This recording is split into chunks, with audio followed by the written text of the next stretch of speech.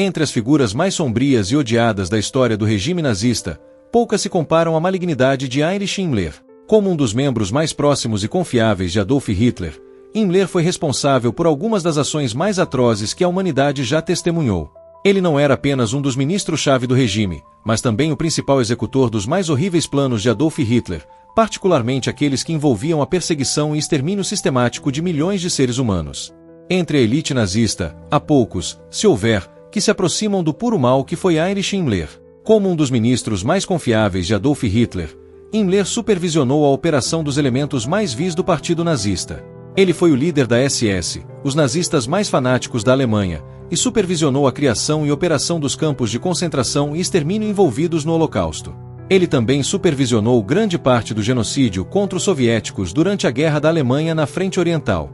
Por mais que queiramos atribuir os eventos da Segunda Guerra Mundial a um único homem malévolo, a realidade é que Hitler era apenas um entre muitos.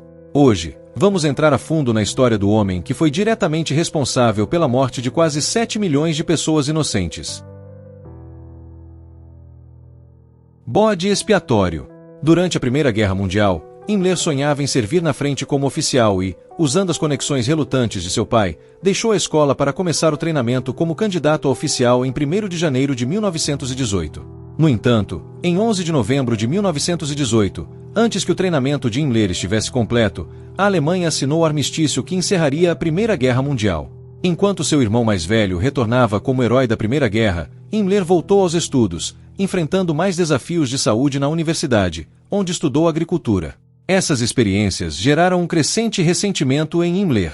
Em meio a frustrações e decepções, ele procurou um bode expiatório para seus problemas.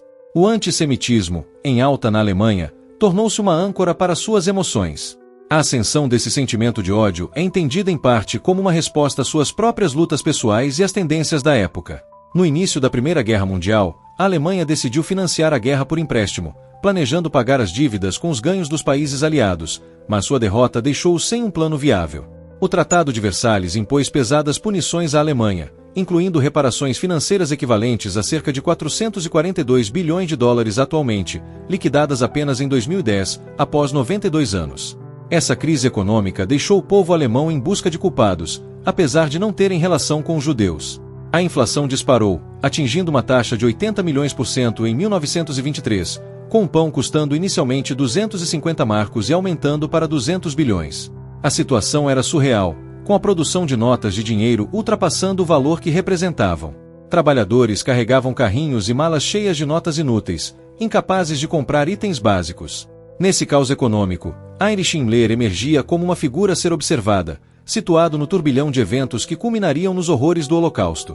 Forçado a arranjar um emprego em uma fábrica de processamento de esterco em Sellecheim, perto de Munique, Himmler entrou em contato com os nacionalsocialistas através do chefe de gabinete da SA, Ernst Röhm. Em agosto de 1923, ele ingressou no Partido Nazista, ao qual dedicou sua carreira após deixar seu emprego um mês depois. Em 9 de novembro de 1923, Himmler marchou com Hitler, Röhm, Hermann Göring e outros líderes nazistas no PUT da cervejaria contra o governo alemão. Desempregado e sem rumo após o colapso do PUT, Himmler encontrou trabalho como secretário e assistente pessoal de Gregor Strasser, a quem Hitler nomeou líder de propaganda do Reich do Partido Nazista em 1926. Himmler também construiu sua própria reputação no partido como orador e organizador. Seus discursos enfatizavam os seguintes temas: consciência racial, culto à raça alemã, a necessidade de expansão e colonização alemã, a luta contra os inimigos eternos da Alemanha, que eram o capital judaico, o marxismo, a democracia liberal e os povos eslavos. Líder da SS. A prisão de Hitler gerou um vácuo de poder no partido nazista, e Himmler, habilidoso e ambicioso, aproveitou essa oportunidade. Sua eloquência garantiu-lhe a posição de secretário do partido e assistente de propaganda, permitindo-lhe estabelecer contatos cruciais durante suas viagens pela Baviera. Com o retorno de Hitler em 1925, Himmler reassumiu seu papel na SA, mas agora com uma nova missão: proteger o líder nazista. Assim, a SS foi formada, com Himmler como seu líder. Ao longo dos anos seguintes, Himmler ascendeu dentro da SS. Aos poucos, Himmler se aproximou mais de Hitler. Quando sentiu que era hora de agir, apresentou ao líder nazista sua visão para a SS como a elite do partido, composta por homens implacáveis e racialmente puros. Hitler ficou impressionado e nomeou Himmler como Reichsführer SS adjunto, marcando apenas o início de sua ascensão. Com a vitória nazista nas eleições de 1932, a retórica nacionalista e a promessa de restauração do orgulho alemão ressoaram entre um povo descontente. Os nazistas capitalizaram a frustração popular, culpando minorias como judeus e ciganos pelos problemas do país. Himmler, agora em uma posição de poder, viu sua visão de um exército poderoso se concretizar, especialmente após o incêndio no Reichstag, que Hitler utilizou para consolidar seu domínio, transformando a Alemanha em uma ditadura.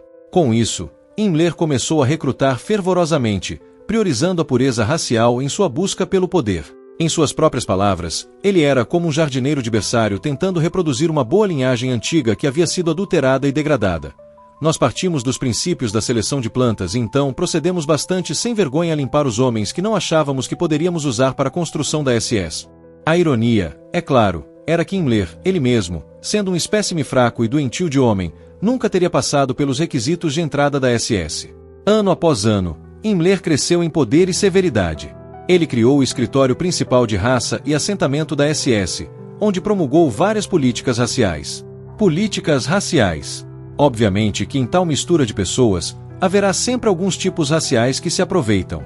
Desta forma, penso que é o nosso dever tirar-lhes as suas crianças, retirá-las do seu ambiente, se necessário roubando-as. Temos duas opções: ou saímos vitoriosos, integrando qualquer pessoa em nossa comunidade e dando-lhe um lugar entre nós, ou eliminamos essa pessoa. Heinrich Himmler.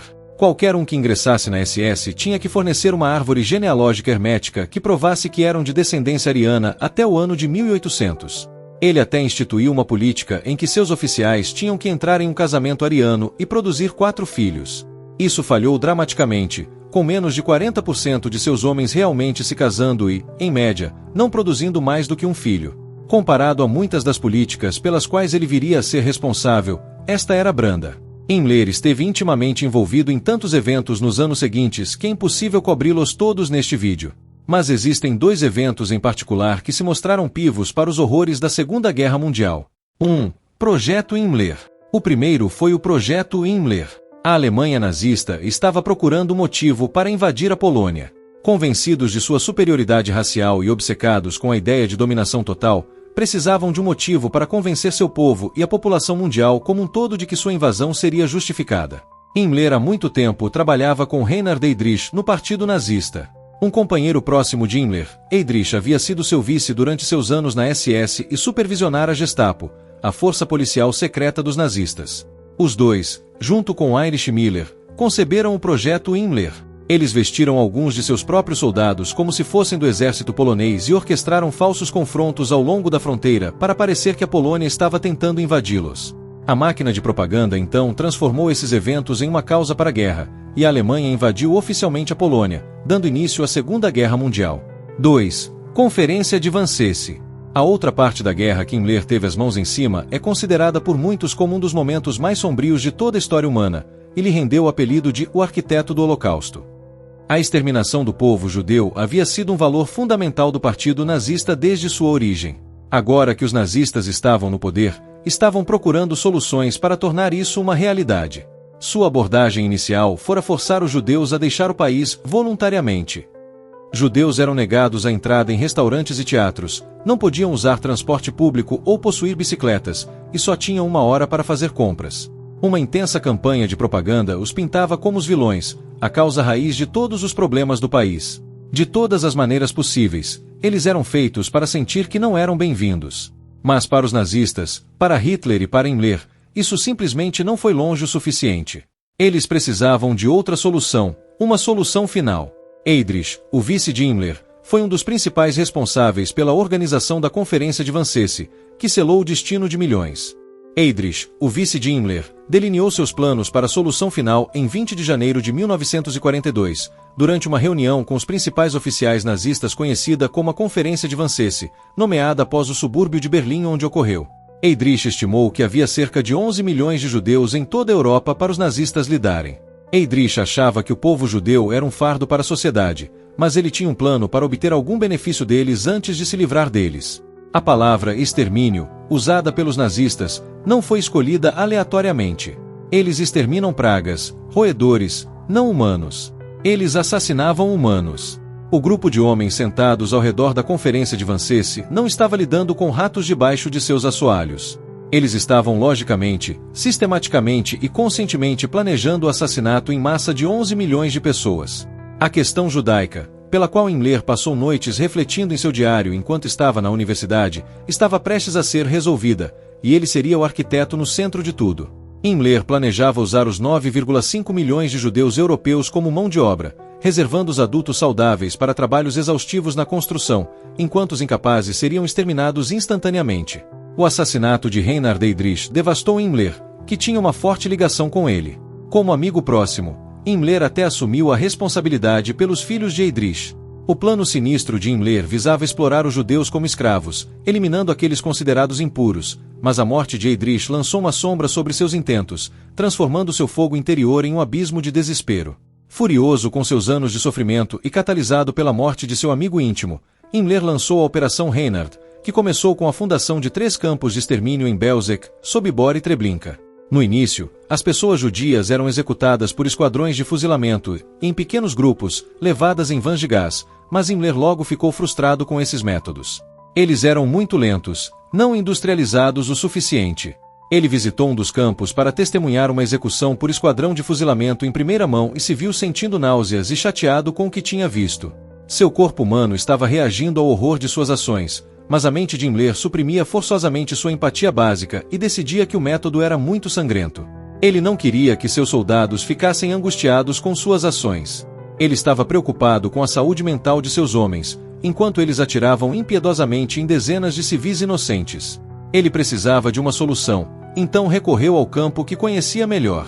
A matéria que estudará na universidade todos aqueles anos antes, agricultura. Ele precisava industrializar o assassinato da mesma forma que o trator havia industrializado os campos. A câmara de gás foi criada. Uma sala vazia onde pessoas nuas seriam enfiadas como gado. As portas se fechariam, e o gás Zyklon B seria bombeado para a sala, matando todos dentro. Foi a Himmler que Hitler confiou o planejamento e a implementação da solução final.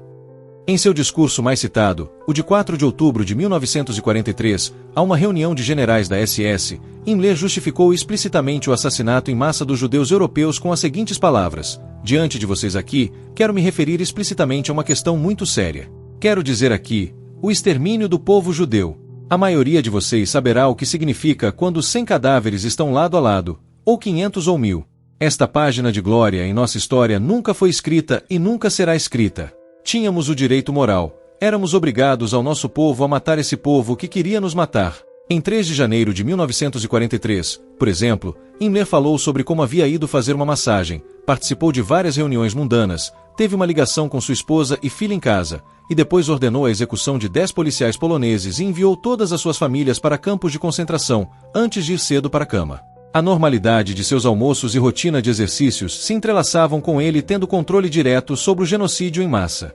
Relatos não confirmados dizem que ele ofereceu móveis feitos de ossos humanos e abajures feitos de pele para seus pares. Após o fracasso da tentativa de assassinar Hitler em 20 de julho de 1944, Himmler cogitou a ideia de negociar uma paz separada com os aliados ocidentais enquanto continuava a lutar contra a União Soviética. Durante o inverno de 1944 a 1945, ele considerou usar prisioneiros de campos de concentração como moeda de troca para iniciar tais negociações. Em abril de 1945, Himmler encontrou-se com Hillel Storch, representante do Congresso Judaico Mundial, em Estocolmo, Suécia, para discutir possíveis negociações. As tentativas de Himmler fracassaram, em parte porque os aliados se recusavam a negociar com alguém tão profundamente envolvido em crimes nazistas, e em parte, porque ele não conseguia se desvincular completamente de Hitler ou da crença de que, de alguma forma, os alemães venceriam a guerra.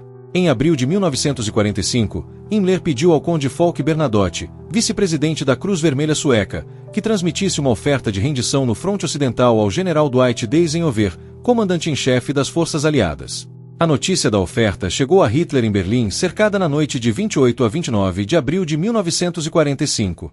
Em um de seus últimos atos oficiais, Hitler retirou de Himmler todos os seus cargos e ordenou sua prisão.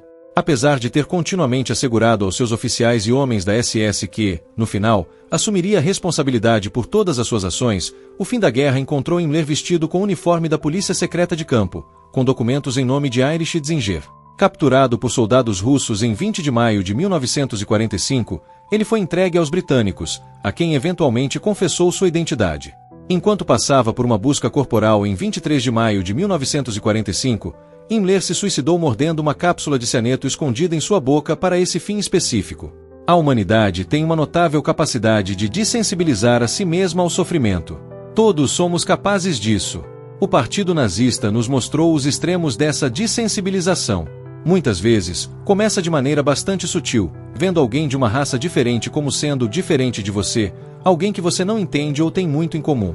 Muitas vezes, começa com a linguagem, mudando a forma como as pessoas falam umas com as outras, uma palavra de cada vez. As palavras, com o tempo, moldam atitudes, e sem perceber, uma pessoa pode se tornar insensível ao sofrimento de outra. O que se inicia como um discurso de ódio aparentemente inofensivo pode gradualmente evoluir para um movimento massivo de desumanização. A história dos nazistas nos ensina que o mal não surge da noite para o dia. Ele é construído passo a passo, ideia por ideia, gesto por gesto, até que se torna uma norma. E quando isso acontece, as consequências são catastróficas, como vimos nas atrocidades cometidas durante o Holocausto. Portanto, ao refletirmos sobre essa parte sombria da nossa história, é crucial entender que a responsabilidade de evitar que algo assim se repita está em nossas mãos, no presente.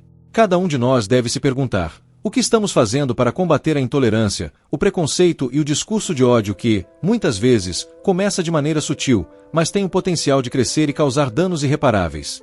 Estamos permitindo que as palavras se transformem em armas ou estamos lutando para transformar nossos discursos e atitudes em forças de empatia, compreensão e respeito?